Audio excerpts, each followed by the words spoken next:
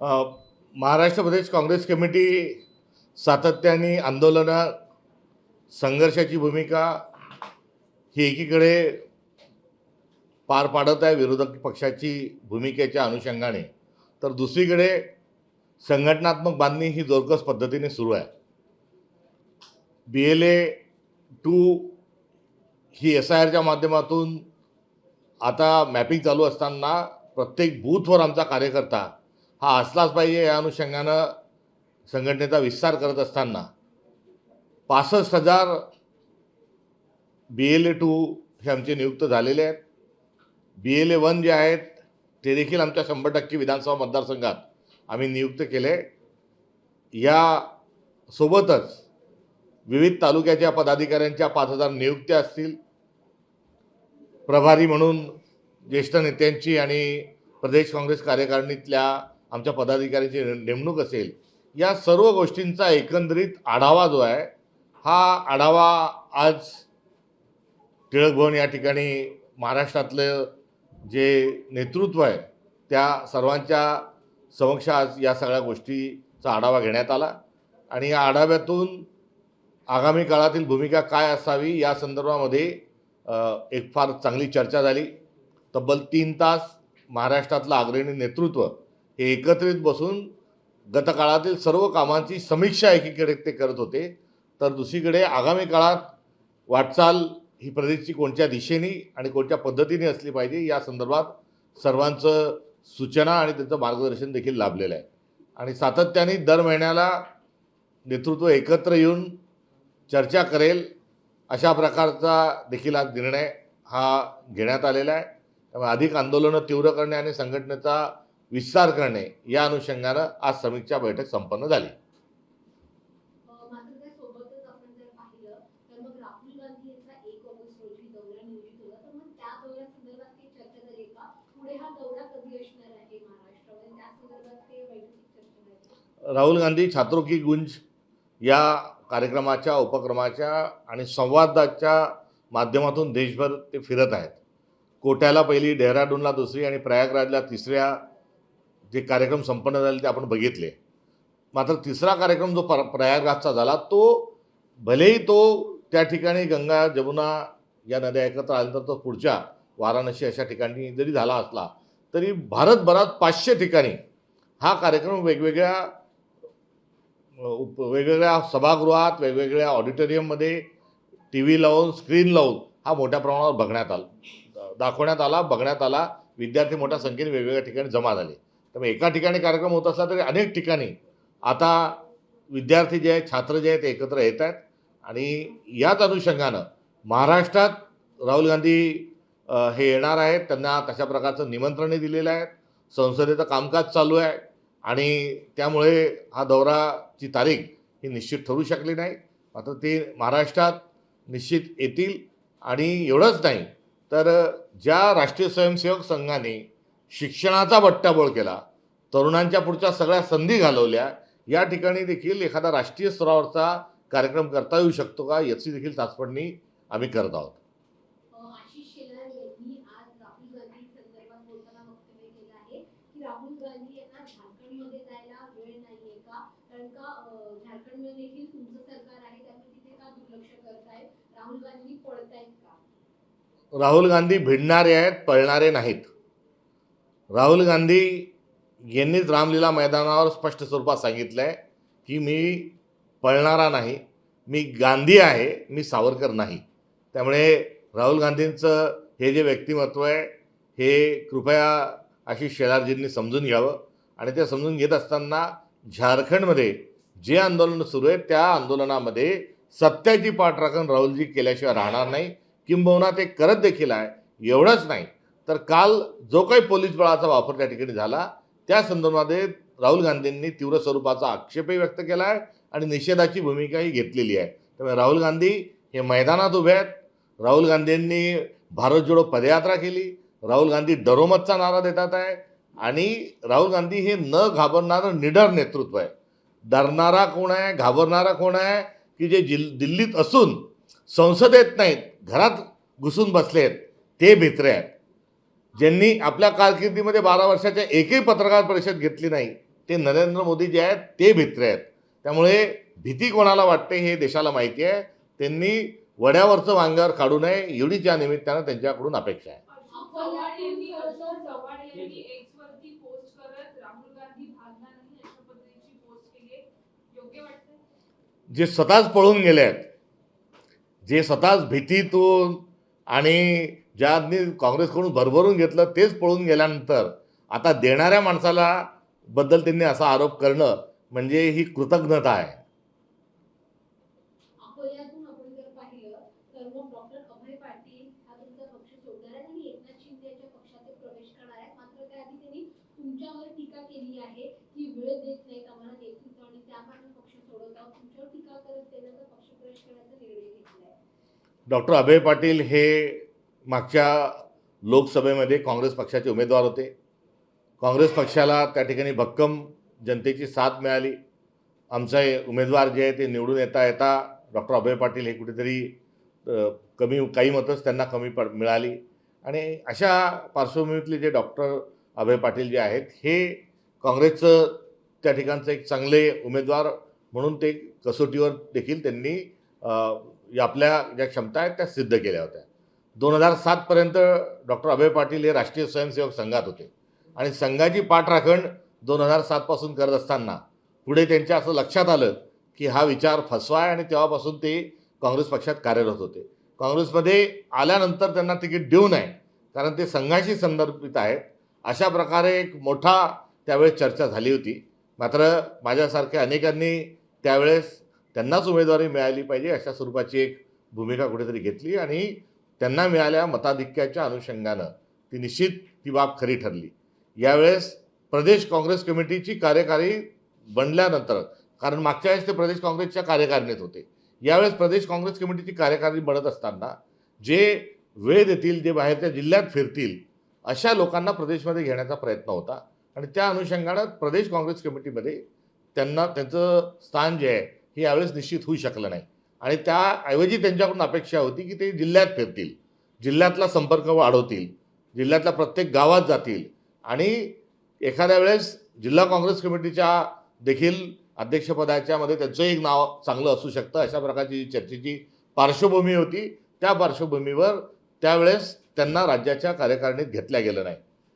मात्र अशा प्रकारची वस्तुस्थिती असताना आणि काँग्रेस पक्षाने त्यांच्यावर विश्वास व्यक्त केलेला असताना राष्ट्रीय स्वयंसेवक संघाची पार्श्वभूमी असूनही त्यांनी तातडीने त्याच वेळेस जवळपास 1.25 वर्षापूर्वी त्यांनी आपला राजीनामा दिला आणि राजीनामा देत असताना तोही राजीनामा जो आहे तो कुठे SMS च्या माध्यमातून पाठवला का अजून वेगळ्या माध्यमातून पाठवला का प्रेसमध्ये जाहीर केलं आणि त्यांनी कुठल्याच प्रकारचा संपर्कही केला नाही. मी सदैव उपलब्ध आहे, सगळ्यांना भेटण्याकरता तयार आहे. हा काँग्रेस पक्ष जो आहे त्याच्यामुळे त्यांना एवढं मतदान मिळालं हे एका बाजूला सत्य आहे. त्यामुळे जी पक्षामध्ये राहत असताना जी श्रद्धा आणि सबुरी हवी ती श्रद्धा आणि सबुरी जर नसेल तर मात्र माणसं जी आहेत ही कपडे बदलल्यासारखी पक्ष बदलतात. एवढंच या निमित्ताने या ठिकाणी सांगेल आणि त्यांना काँग्रेस पक्षाने जी संधी दिली होती त्यानुसार त्यांची ओळख निर्माण झाली. त्यांना पक्षाच्या कधी त्यांनी वेळ मागितली दिली नाही असं अजिबात कुठे झालं नाही. आता ते ज्या पक्षात जातात त्या पक्षामध्ये नांदा सौख्य बरो ही त्यांची असणारी कुठेतरी शुभेच्छा आहे. मात्र सार्वजनिक जीवनात आपण आपला वेळही दिला पाहिजे, संपर्कही ठेवला पाहिजे आणि सगळं समजून घेतलं पाहिजे. गडचिरोलीमध्ये खरं तर काँग्रेसचे माजी आमदार आणि खासदार राहिलेले मारोतराव कोवासे यांच्या अनुदानित आश्रमशाळेमध्ये गंभीर घटना घडली. त्या ठिकाणी 3 मुलींना सर्पदंश झाला आणि त्यांचा दुर्दैवी मृत्यू झाला. या प्रकरणाच्या संदर्भात आता भाजपने खरं तर कुठेतरी त्यांना लक्ष केलेलं आहे आणि त्यांच्या आश्रमशाळेचा परवाना सुद्धा आता रद्द करण्याचे आदेश दिलेले आहेत. कशा पद्धतीने बघतात या सगळ्या गोष्टीकडे? अत्यंत गंभीर घटना घडली. कोणत्याही वसतिगृहात 3 मुलींचा सर्पदोषाच्या मुळे जर मृत्यू होत असेल तर ही बाब दुर्दैवी आहे. मात्र आदिवासी विभाग झोपा काढत होता का आणि त्या वसतिगृहाला अनुदान नियमित स्वरूपात मिळत होता का याची जबाबदारी कुठेतरी सरकारने घेतली पाहिजे. कारण ज्या मुली पलंगावर न झोपता खाली होत्या अशा प्रकारची जी प्रथमदर्शनीची बातमी आली तर मग आपण पलंगाच्यावर उंचावर झोपण्याच्या अनुषंगानं सरकारनं अनुदान दिलं होतं का नव्हतं त्याची शहानिशा ही कुठेतरी केली पाहिजे. त्यामुळे आरोग्यमंत्री काय झोपा काढतात आहे का आरोग्यमंत्री केवळ कॅबिनेटमध्ये काही मोहाचा अर्क देऊन स्वतःची पाठ ठोकटून घेतात का, याचाही विचार या पार्श्वभूमीवर करत असताना ते अजिबात गंभीर नाहीत. ते किती वसतिगृहांमध्ये गेले, किती वसतिगृहांना त्यांनी भेटी दिल्या, वसतिगृहात मिळणारं अन्न कसं आहे, वसतिगृहातल्या सुविधा कशा आहेत, वसतिगृहामध्ये झोपण्याची, राहण्याची, खाण्याची, पिण्याची कशी व्यवस्था आहे, हे सर्व वसतिगृहात आणि आश्रमशाळांमध्ये बघणं आवश्यक आहे. मात्र त्यांचं याकडे लक्ष नाही. हे सरकार ठिकठिकाणी जसं भ्रष्टाचार करतं तसाच भ्रष्टाचार हा आदिवासी विभागातही मोठ्या प्रमाणावर सुरू आहे. त्यामुळे सरकारच्या गलथान कारभाराचा नवे तर सरकारचं अजिबात प्रशासनावर वचक नाही आणि लक्ष नाही, हा यातला सर्वात महत्त्वाचा बाब आहे. राहायला ती शाळा कोणाची आहे, तर शाळाची संस्थाचालक कोणी जरी असला तरी ती अनुदानित सरकारी स्वरूपाची जर संस्था असेल तर सरकारचं नियंत्रण ठेवणं आणि सरकारने त्या संपूर्ण व्यवस्था चोख आहेत की नाही हे बघणं सरकारचं काम आहे. त्यामुळे सरकार परवाना रद्द एकीकडे करत असेल मात्र दुसरीकडे स्वतः देखील जबाबदारीतून पळ काढत आहेत.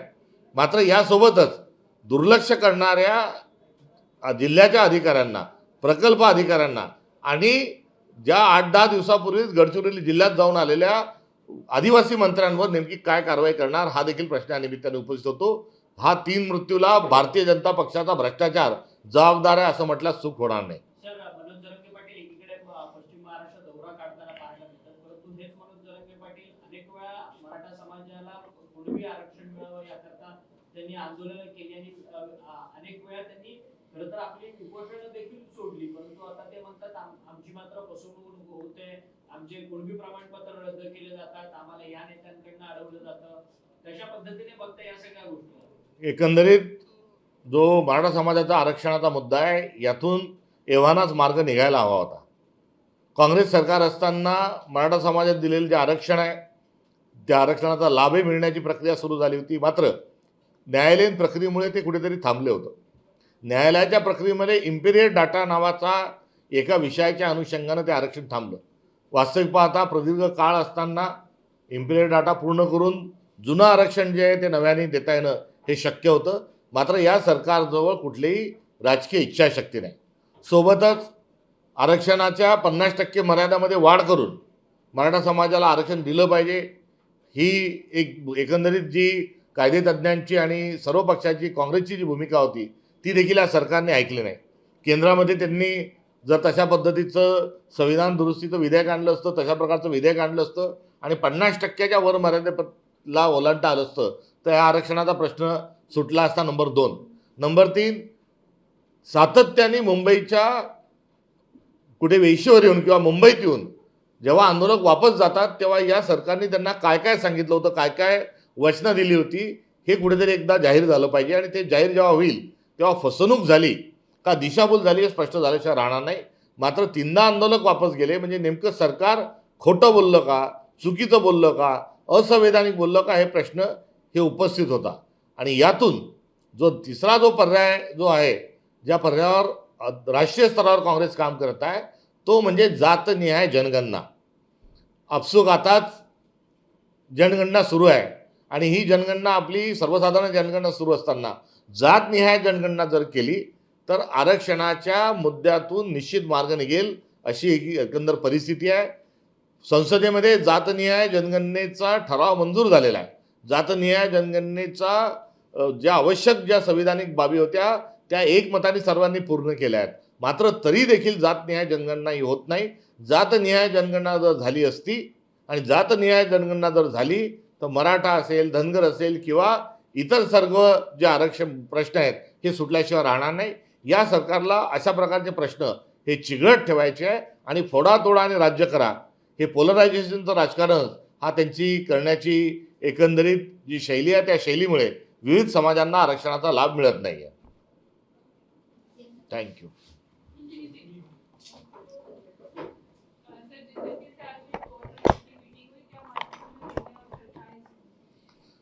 आज कोर कमेटी में सब तमाम चीज़ों की संगठनात्मक और राजनीतिक सारी जो चीज़ें उसकी समीक्षा की गई और समीक्षा से आने वाले समय में क्या कार्यक्रम रहेगा, क्या एजेंडा रहेगा ये उभर के सामने आया. हर महीने में महाराष्ट्र प्रदेश कांग्रेस कमेटी की जो लीडरशिप है वो अपने आप में इकट्ठा होकर बैठक के माध्यम से, चर्चा के माध्यम से समीक्षा करते रहेगा और समीक्षा के साथ साथ संगठनात्मक विस्तार और आंदोलनात्मक जो भूमिका है उस पर लगातार चलते रहेंगे। तो राहुल गांधी इन्होंने झारखंड में अपनी भूमिका स्पष्ट करी थी। झारखंड में जिस तरीके से विद्यार्थियों के साथ पुलिस बल का उपयोग किया गया है वो गलत है, ऐसी भी मांग की जा रही है भाजपा की तरफ से। राहुल गांधी ने झारखंड के तमाम विद्यार्थियों के साथ संवाद करते हुए उन्होंने अपना समर्थन इस आंदोलन को दिया है। इतना ही नहीं तो कल बल का प्रयोग वहाँ पुलिस द्वारा जो किया गया था उसकी निंदा भी राहुल जी ने की है। और राहुल गांधी इन तमाम देश भर में चलने वाले सभी जो चीज़ें और आंदोलनों के साथ एक सौहार्दता के संवाद और इसका सोल्यूशन ढूंढने में वो आए दिन काफ़ी समय दे रहे हैं। और उनका ना केवल दिल्ली के आंदोलन से बल्कि देश भर के युवाओं के आंदोलन के साथ उनका एक विशेष रिश्ता है और वो विशेष रिश्ता संवैधानिक तरीके से हर किसी को मौका मिलना चाहिए ये है। और उन्होंने रही बात रांची की, झारखंड की आंदोलनों की बात, तो उसमें बल प्रयोग की उन्होंने कड़े शब्दों में पहले ही निंदा कर चुके हैं। तो राहुल गांधी भागना नहीं, इस तरीके के तो हैशटैग करते हुए एक इस पे पोस्ट जो है अशोक चौहान इन्होंने लिखी है और उन्होंने रियलिटी को फेस करने से ऐसा क्यों कहा? रियलिटी को फेस न करने के कारण डर के जो खुद ही भाग गए भारतीय जनता पार्टी में, उन्होंने इस प्रकार से आरोप करना कहीं ना कहीं हास्यास्पद है। तमाम पद और तमाम राजनीतिक करियर में कांग्रेस से सब कुछ लेने के बाद कांग्रेस के को पीठ दिखा के जो व्यक्ति भागी है, उन्होंने देने वाले आदमी को इस प्रकार से आरोप करना ये शोभनीय है।